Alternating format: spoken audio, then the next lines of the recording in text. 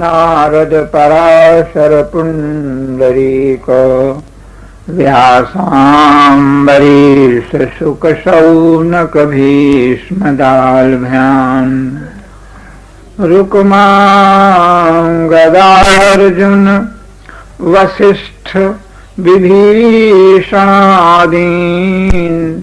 पुण्यानिमान् परम भागवतान् नमामि। वाञ्छाकल्पतरुभ्यश्च कृपा सिन्धुभ्य एव च पतितानां पावनेभ्यो वैष्णवेभ्यो नमो नमः। सीतानाथ समारम्भां रामानन्दार्य मध्यमाम् अस्मदाचार्यपर्यन्तां वन्दे गुरुपरम्पराम्। भक्त भक्ति भगवंत गुरु चतुर्नाम बपुएक इनके तदबंधन किए नाशै विघ्न अनेक। मंगलयादि विचारि रहो वस्तु और अनूप। हरिजन को यश गामते हरिजन मंगल रूप। संतन निर्णय कियो मथ श्रुति पुराण इतिहास। भजिवे को दोई सुहर कहे हरिदास। श्री गुरु अग्रदेव आज्ञा दई भक्तन को यश गाओ। भवसागर के तरन को नाहिन आन उपाओ।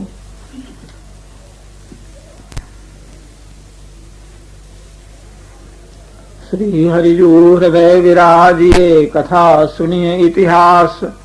तुम श्रोताया माल के तव पद रज हम दास।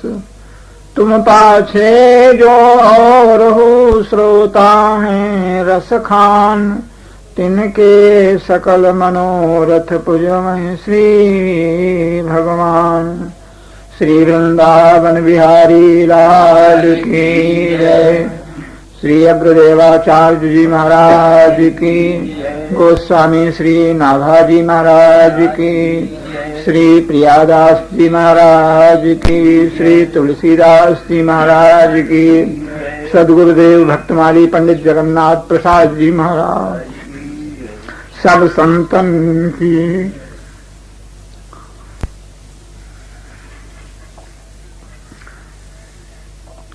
लाडली लालजू की आप सबों की महती अनुकंपा से हम लोग सत्संग में बैठ करके भक्तमाल के माध्यम से सत्संग की इच्छा कर रहे हैं। विषय रहस्य एक ही है। भागवत ग्रंथ को सामने रखा जाए, रामचरितमानस को सामने रखा जाए, भक्तमाल को, तो इन सबों का तात्पर्य रहस्य एक ही है। अंतिम में ज्ञान वैराग्य के समेत भगवान की भक्ति को, भगवान के चरणों में प्रेम को पुष्ट करना एक ही सबका लक्ष्य है। रामचरितमानस में भक्त का परत्व और भागवत में तो स्पष्टतया भक्त के परत्व का वर्णन किया गया है।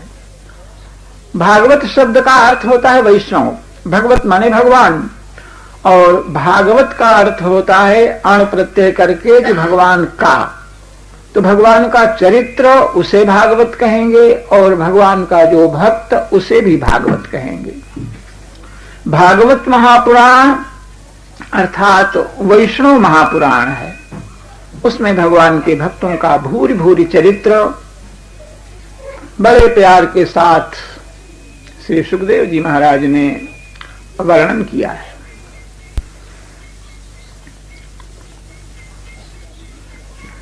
श्री पुजारी जी महाराज ने श्री भक्तमाली जी के मुख से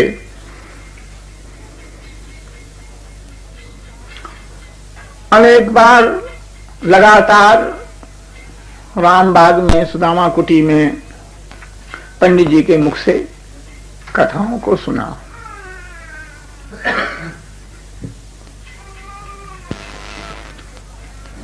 उनके मुख से कथा सुनने के बाद और दूसरों की कथाएं फीकी लगने लग जाती थी। भगवान की कृपा से रामायणी रामेश्वर दास का भी सुदामा कुटी में अपना ऐसा लाल जी की कृपा से प्रभाव रहा कि जिन लोगों ने लगातार कथा सुनी तो उनको दूसरे रामायणी की कथा अच्छी नहीं लगती, जाने क्या ऐसी कुछ भगवान की कृपा थी। उसी तरह से पंडित जी महाराज के उनके कहने में वो कोई शास्त्रों के बड़े भारी विद्वान नहीं थे, लेकिन भक्तमाल में भागवत में निमग्न होकर के भगवान के चरित्रों को कहते थे, उस चरित्र में डूब जाते थे। किसी भी चरित्र का वर्णन करते थे तो उस भक्त का परत्व आपके सामने रहता था और उसमें निमग्न हो जाते थे। ये इसलिए वह कथा अत्यंत रसमयी हो जाती थी। हृदय में उनके सरसता थी, प्रेम था, इसलिए कथा भी रसमयी हो जाती थी। हम लोग उस भाव को नहीं ग्रहण कर सके। नीरस हृदय होने के कारण वह भाव, अब कथा स्वयं अच्छी है इसलिए किसी को, श्रोता को भगवान की कथा अच्छी लगे, भक्त की कथा अच्छी लगे, यह श्रोताओं का अपना सद्भाव है, सौभाग्य है। अन्यथा कहने में कोई युक्ति और मैंने भक्तमाल को लगाया नहीं, पढ़ा नहीं। पंडित जी के पास फुटकर प्रभुदत्त ब्रह्मचारी की यात्रा में 20 दिन लगभग पंडित जी सा रहे और वहां छुटपुट कभी कोई कथा का श्रवण हो जाता था। वहीं से भक्तमाल का स्पर्श हमको हुआ आरंभ में। और अंतिम कथा जो श्री पंडित जी की भई वह प्रभुदत्त ब्रह्मचारी के संकीर्तन भवन में भई। थोड़े दिन वहां की कथा कहने के बाद फिर पंडित जी का शरीर, कथा पूरी नहीं हुई, शरीर ही पूरा हो गया। प्रभुदत्त जी की इच्छा हुई थी कि मैं भक्त चरित्रों का श्रवण करूं और इसके बाद भक्तमाल के ऊपर भी कुछ लिखूं। उनके मन में यह बात थी और बड़े भारी समर्थ महापुरुष थे, उनकी सशक्त लेखनी थी, लेकिन वह चरित्र पूरा भक्तमाल का नहीं सुन सके, इसलिए फिर उन्होंने लिखने का भी विचार नहीं रखा। भक्तमाली जी का जर्जर शरीर होने पर भी साहस के साथ आकर के वे भक्त चरित्रों को अंत तक गाते रह गए, अंत तक कहते रह गए। 2 ही 3 दिन समाधिस्थ हुए तो उनकी वाणी सुनने को नहीं मिली, नहीं अंत तक भक्त चरित्रों का वर्णन करते ही रह गए। तो हम लोग विधिवत आद्योपांत ग्रंथ या कुछ अंश भी उनके सामने बैठ करके लगाने का सौभाग्य प्राप्त नहीं हुआ, किंतु कृपा उनकी अवश्य थी। उस कृपा का आश्रय लेकर के दूर रह करके भी, जब हम वृंदावन में रहते भी नहीं थे, गोवर्धन में रहते थे, तो गोवर्धन में रहते समय एक समय ऐसा आया कि भक्तमाल की पुस्तकों का अभाव हो गया। बाजार में पुस्तक नहीं मिलती है, पुस्तक नहीं मिलती है। पढ़ने वाले, भक्तमाल लगाने वाले साधु महात्मा पुस्तक के अभाव में जहां तहां भटकते। तो उसमें चित्रकूट में रहने वाले जो हनुमानगढ़ी के ही संत थे, उनका नाम रामचंद्र दास था, उन्होंने विशेष आग्रह किया कि एक पुस्तक जो है छपा दो, छप जाए और वह टिप्पणी हो। तो गोवर्धन में हमको तो चौका बर्तन झाड़ू बहाड़ू से फुर्सत नहीं, जीवन में हमने यही मुख्य कार्य किया। गोवर्धन में रह करके और कोई पढ़ने लिखने, कथा, सत्संग कुछ नहीं करते थे। सवेरे से शाम तक मंदिर में चौका बर्तन झाड़ू बहाड़ू बस यही सब काम करते थे। तो हमने कहा हमको तो अवकाश नहीं है इस ठाकुर जी की सेवा से, स्थान की सेवा से, तुम आकर के रहो हमारी जगह पर ये चौका बर्तन झाड़ू बहाड़ू करो तो हमको अवकाश कलम चलाने का हो सकता है। तो साल भर आकर के वो मेरे यहाँ रहे और हमको उन्होंने अवसर दिया, उनका सत्संग प्राप्त हुआ, जिससे एक भक्तमाल की टिप्पणी लिखी गई। और वह टिप्पणी यद्यपि अल्पज्ञता के कारण प्रमादवश उसमें त्रुटियां रहीं, किंतु संत तो गुणग्राही होने के कारण किसी ने उस ग्रंथ को अशुद्ध नहीं बताया, किसी ने आलोचना नहीं की, सब लोगों ने आदर ही किया। और पंडित जी महाराज तो बहुत ही प्रसन्न हुए, सबको ग्रंथ मिल गया। अयोध्या वृंदावन में उस ग्रंथ के माध्यम से, टिप्पणी के माध्यम से संतों ने अध्ययन किया। वर्तमान में उसका अभाव हो रहा है, पुनः प्रकाशन का आग्रह लोग कर रहे हैं। कहने का तात्पर्य यह हुआ कि जिस ग्रंथ को मैं, जिसकी कथा कहने के लिए बैठा हूं, उसकी कथा कहने का अधिकारी नहीं, क्योंकि उसको विधिवत पढ़ा ही नहीं, सत्संग हुआ ही नहीं। अनधिकार चेष्टा से ही टिप्पणी लिखी गई और अनधिकार चेष्टा से ही सारे कार्य हुए। बाद में भक्तों का आग्रह यह हुआ कि इसकी टीका प्रकाशित होनी चाहिए, तो टीका का प्रकाशन करने के लिए गोवर्धन छोड़ करके वृंदावन में निवास हुआ।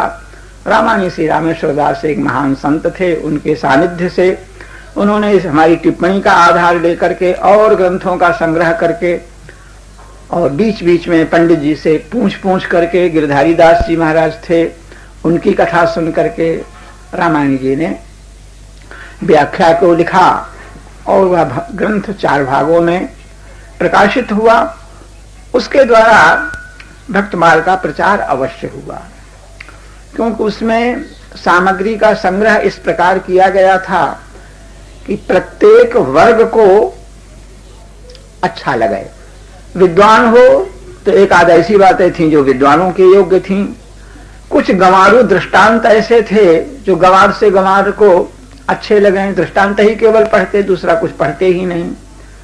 कथा प्रवचन जिनको सीखना हो, कथा की शैली सीखना हो, उनके लिए बहुत लाभदायक ग्रंथ हुआ। उस ग्रंथ को थोड़ा भी पढ़े लिखे हों और उस ग्रंथ के आश्रय से पढ़ें तो भक्तमाल की और रामायण की सब कथाओं में प्रवीणता हो जाएगी। इसलिए सन्यासी अथवा चतुर्थ संप्रदाय के सभी लोगों ने भक्तमाल का आदर किया। भक्तमाल का पर्याप्त प्रचार उस ग्रंथ के माध्यम से हुआ। अब भी उसकी मांग बनी रहती है, पूर्ति नहीं हो पाती है। तो यह हमारा जो कुछ था वह अनधिकार ही चेष्टा थी, लेकिन भक्तों की कृपा से, श्री भक्तमाली जी महाराज की कृपा से उन्होंने आज्ञा दिया। और आज्ञा देने के बाद कई भक्तों ने पूछा, दिल्ली चलने के लिए कहा। बोले आप दिल्ली चले? बोले हम तो नहीं जा सकते हैं। तो किसको ले जाएं महाराज, आप तो जा नहीं सकते। तो उन्होंने मेरा नाम लिया, गणेश दास को ले जाओ, मैं नहीं जा सकता हूं, गणेश दास को ले जाओ। इस तरह से कई बार भक्तों के सामने मेरा नाम ले करके मुझ मूर्ख को उन्होंने विद्वान बना दिया और असाधु को साधु बना दिया। क्योंकि वो बार बार कहते गणेश दास साधु है, महात्मा है, महात्मा है, तो उनके कहने से लोग साधु मानने लग गए। इस तरह से लोग विद्वान समझने लग गए। और मैं तो ये अनुभव करता हूं, कैसे माना जाए, कलयुग है तो कलयुग इस प्रकार माना जाए कि मुझ सरीखे पुरुष को लोग साधु समझें और मुझ सरीखे लोग को लोग विद्वान समझें, इसी को कलयुग कहते हैं। मूर्ख को विद्वान समझ लिया जाए, असाधु को साधु समझ लिया जाए, ये कलयुग का लक्षण हमारी समझ में भी आता है। कल एक आत्मरंजन मनोरंजन का शब्द सामने आया था, तो उसमें उस संबंध में इतना और कहना है कि उद्देश्य श्रोता वक्ता का आत्मरंजन यदि है तो मनोरंजन तो हो ही जाएगा, मनोरंजन बाकी नहीं रहेगा। क्योंकि आत्मा से मन का संबंध है, आत्मरंजन के साथ आत्मरंजन करने के लिए आएंगे तो मन लगेगा, मनोरंजन भी हो जाएगा, लेकिन मनोरंजन का लक्ष्य लेकर के अगर प्रवृत्ति होगी तो आत्मरंजन नहीं हो सकता है। मनोरंजन के लिए कुछ हम लोग कहें सुनेंगे तो वहीं रह जाएंगे, आत्मरंजन नहीं हो पाएगा। लेकिन आत्मरंजन का लक्ष्य लेकर के वो कहेंगे सुनेंगे तो मनोरंजन अवश्य हो जाएगा। उसी तरह से हो जाएगा जैसे किसान खेती करता है तो उसका लक्ष्य अन्न पैदा करने का रहता है, भूस पैदा करने का लक्ष्य नहीं रहता है कि हमको भूस मिले, लेकिन भूस तो अपने आप मिल जाता है। अन्न के साथ लक्ष्य अन्न का रहता है। उसी तरह से जो लोग परमार्थ की उपासना करते हैं, भगवान की उपासना करते हैं, तो उनके लौकिक कार्य अपने आप सब सिद्ध हो जाते हैं, सब कुछ बाकी नहीं रहता है। तो इसलिए लक्ष्य को, उद्देश्य को पवित्र रखना चाहिए।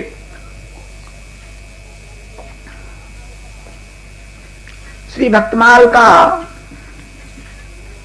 प्रणयन गुरुदेव भगवान अग्रदेवाचार्य की आज्ञा से नाभाजी के द्वारा हुआ।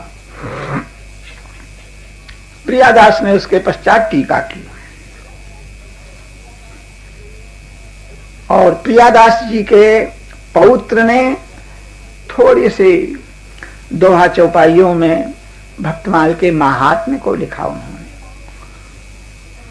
महात्म्य के लिखने में उन्होंने कहा कि इसके महात्म्य का वर्णन क्या करें। भगवान प्रिया प्रियतम सबके आधार हैं और सबके लक्ष्य हैं। ऐसे भगवान को जो वस्तु प्रिय हो, जो ग्रंथ प्रिय हो, तो उसकी महिमा अपने आप स्वतः सिद्ध है। कहां तक उसकी महिमा कही जाए। कल मैंने निवेदन किया कि कथा उसकी अच्छी लगती है जिसमें प्रेम होता है। पंडित जी कहा करते थे, हम तो भाई बांचने वाले हैं, पुस्तक में जो लिखा है बांच करके सुना देते हैं और उस कथा को सुन करके आप लोग आनंदित होंगे, क्योंकि जिसकी कथा है उसमें आपको स्नेह है, प्रेम है। किसी का पत्र परदेश से आया, पिता को मिला, पिताजी पढ़े लिखे नहीं, तो किसी पढ़े लिखे के पास जाकर के उन्होंने पत्र दिया कि इसमें क्या लिखा है, पढ़ करके सुनाओ। तो पत्र में लिखा था कि तुम्हारा लड़का जो है वह प्रथम श्रेणी में उत्तीर्ण हो गया, पास हो गया। ये पढ़ करके उसने सुनाया।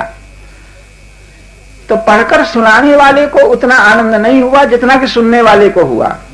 कारण कि पुत्र में अपनत्व और प्रेम उसको नहीं था, तो वह तो केवल वाचक हुआ, वांच दिया।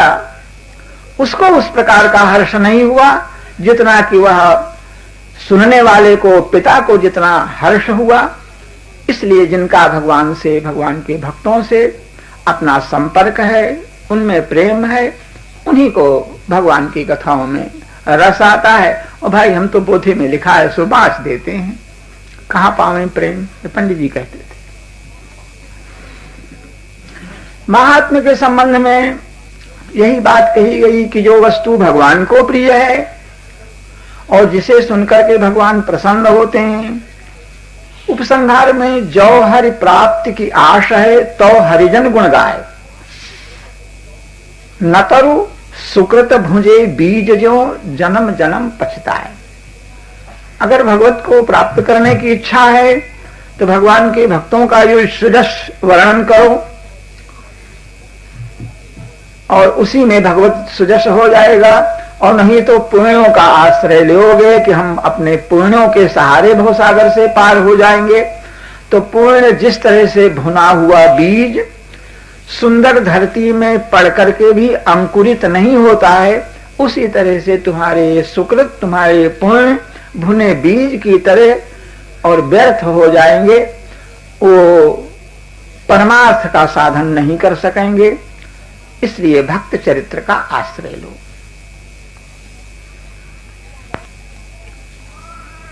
प्रियादास जी महाराज उन्होंने टीका किया और उनके एक मित्र गोवर्धन नाथ थे, वो भक्तमाल की कथा कहते थे।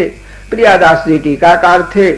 परस्पर संतों का परम अनुराग था और श्री गोवर्धन नाथ जी संत महात्माओं को साथ में लेकर के जमात घूमते हुए जड़ जीवन को करें सचेता, इसलिए वह पृथ्वी पर उनका विचरण होता है। विचरण करते करते, रामत करते करते जयपुर को पहुंच गए, गोविंद का दर्शन किया। पुजारियों ने आग्रह किया, कथा सुनाओ, भक्तमाल की कथा सुनाओ। इस भक्तमाल का संपर्क संबंध जयपुर से मुख्य है, कारण कि गलता गद्दी जहां पर पहाड़ी श्री कृष्णदास जी महाराज की गद्दी है, उसके बाद कीलदेव, अग्रदेव और श्री नाभा जी सबकी वह तपोभूमि रही है। और भक्तमाल के प्रणयन निर्माण का वह गलता, रेवासा और वृंदावन, ये सब स्थल भक्तमाल के रचना में सहायक रहे। एक स्थल पर बैठ करके पूरा ग्रंथ लिखा गया हो ऐसा नहीं। जहां जब गए, जो भक्त ध्यान में आ गया, वहीं उनका चरित्र लिखा गया। तो जयपुर के लोगों को भक्तमाल के प्रति लगाव भी है और भक्तमाल यहाँ का ग्रंथ है, ऐसा भी लोग मानते हैं। गोविंद जी के मंदिर में कथा होने लगी। कथा होते होते संत महात्माओं ने, स्वयं वक्ता महोदय ने प्रार्थना की, भाई हम लोग रामत में जमात में चलते हुए बीच में रुक गए, कथा कहने लगे, अब हम समय है थोड़ा हम घूम करके आवेंगे, लौट करके कथा कहेंगे, कथा का यही विश्राम होगा आज। कथा को विश्राम दे करके, कथा बंद करके और रामत को घूमने घामने के लिए चले गए। सांभर की रामत को गए। जयपुर में एक सांभर झील है, खारी झील है, जो कुछ पड़ जाए सब राम नमक बन जाता है, सब राम रस हो जाता है, ऐसी झील है। घूम घाम करके महीना 2 महीना बाद लौट करके आए और फिर से कथा होनी चाहिए, कथा कहो कथा कहो। कथा कहने के लिए सब लोग श्रोता वक्ता बैठ गए, कथा आरंभ हुई। लेकिन वक्ता महोदय रोज कथा कहते थे, कथा समाप्त करके गए थे और जमात में जहां रहते थे वहीं कथा कहते थे। इसलिए उनको इस बात का ध्यान नहीं रहा कि हमने कथा का विश्राम कहां किया था। श्रोताओं से पूछने लग गए, बताओ भाई तुम लोगों ने कथा कहां तक सुनी, कहां तक कथा हुई थी। भगवान की ऐसी कुछ लीला थी, भगवान कुछ अपने भाव को प्रकट करना चाहते थे, इसलिए श्रोता और वक्ता सभी भ्रम में रह पड़ गए। किसी को ठीक ठीक यह स्मरण नहीं था कि कहां तक कथा हुई है और इसके बाद आगे कथा होनी चाहिए। किसी ने जब इस बात को नहीं बताया तो साक्षात श्री गोविंद भगवान जो हैं, राधा गोविंद, जो रूप गोस्वामी के ठाकुर हैं, श्री वृंदावन धाम के ठाकुर हैं, वे और वृंदावन के प्रथम ठाकुर उनको कहा जाता है। प्रथम दर्श गोविंद रूप के प्राण प्यारे।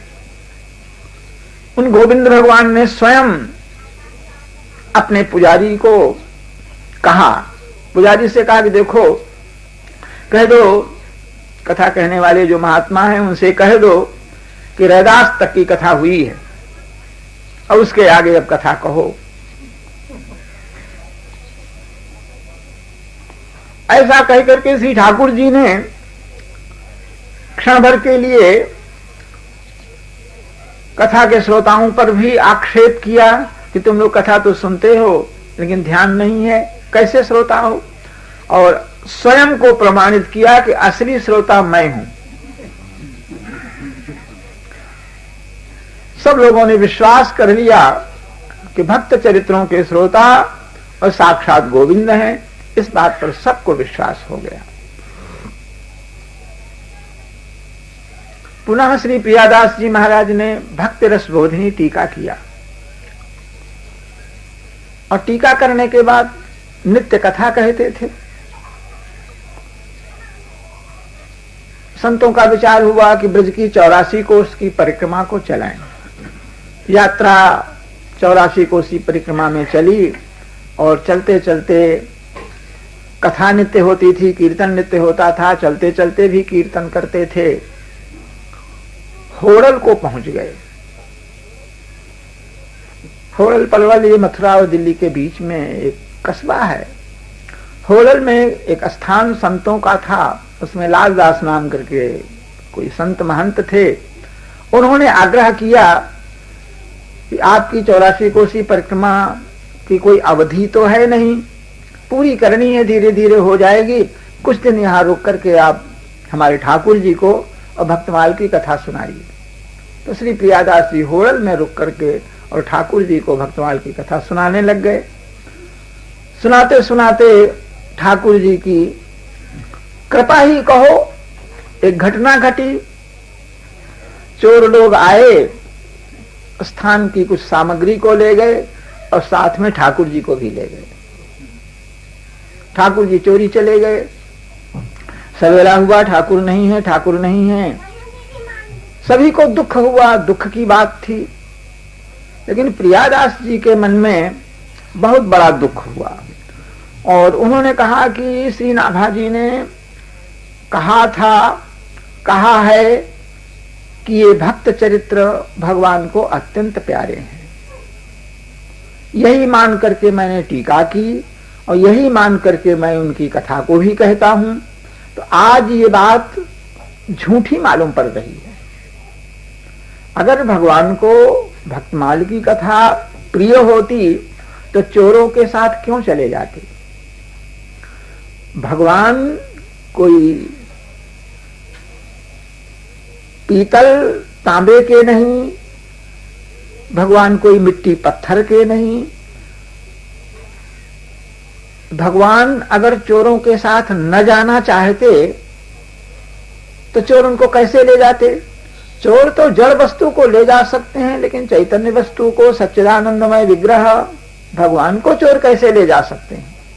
ठाकुर जी में उनका ऐसा अनुराग था कि भगवान जो है वह चोरों के साथ और स्वयं अपनी इच्छा से गए। अगर वह इच्छा न करते, नहीं जाना चाहते तो चोर उनको नहीं ले जा सकते थे। और अगर वे चोरों के साथ चले गए जानबूझ करके तो इसका अर्थ है कि हमारी कथा उनको अच्छी नहीं लगती थी, भक्तमाल की कथा उनको प्रिय नहीं है, इसलिए वे चोरों के साथ चले गए। और अब कथा तो अब आज होगी नहीं, कथा तो कहना नहीं। आज क्या, मैं अब कथा कहूंगा ही नहीं। हृदय में इतना दुख था कि कथा पर उन्होंने रोक मान ली, अब कथा नहीं करूंगा। और भगवान के वियोग में सभी संत महात्मा लोग, उन्होंने चूल्हा नहीं चिताया। भगवान ही मंदिर में नहीं है तो भोग किसको लगाएंगे? भोग नहीं लगेगा तो बना करके रसोई क्या होगा? भोग नहीं लगा, प्रसाद नहीं बना, किसी संत ने भोजन नहीं किया, कथा नहीं हुई। सबके हृदय में भगवान का वियोग, कथा का वियोग छाया रह गया, अत्यंत दुखित। और तब हुआ यह कि भक्त विरह दुख दुखित सुजाना। वस्तुतः भगवान ऐसी ही बात थी, भगवान स्वयं गए ही थे। आज उनको एक विशेष भाव प्रकट करना था, इसलिए वे चोरों के साथ गए थे। और भक्त विरह दुख दुखित, भगवान ने रात्रि में, उसी रात्रि में चोरों को स्वप्न दिया। चोरों ने स्वप्न देखा, भयंकर रूप से भगवान छाती पर चढ़े हुए भयभीत कर रहे हैं, डरपा रहे हैं और कहते हैं कि तुम हमको जहां से लाए हो वहीं पहुंचा करके आओ। हमारे ऊपर दुगना दुख पड़ा। पहला दुख यह कि हमको कथा सुनने को नहीं मिली, और दूसरा दुख यह कि वियोग में सब संत महात्मा आज भूखे हैं और मैं यहां भूखा पड़ा हो बैठा हूं, तुम गए वहां सब भूखे हो। इस तरह बिना खाए पिए वियोग में जैसे वे व्यथित हो रहे हैं, उसे मुझे दुख हो रहा है, कथा सुनने को नहीं मिली। इस हमारे ऊपर दूना दुख पड़ा है। और यदि तुम हमको नहीं पहुंचाओगे तो तुम्हारे ऊपर चौगुना दुख पड़ेगा, सब प्रकार की विपत्ति आपत्ति तुम्हारे ऊपर रहेगी, जल्दी से हमको पहुंचाओ। आधी रात को यह स्वप्न हुआ था। उन लोगों की आंख खुली, सावधान हुए।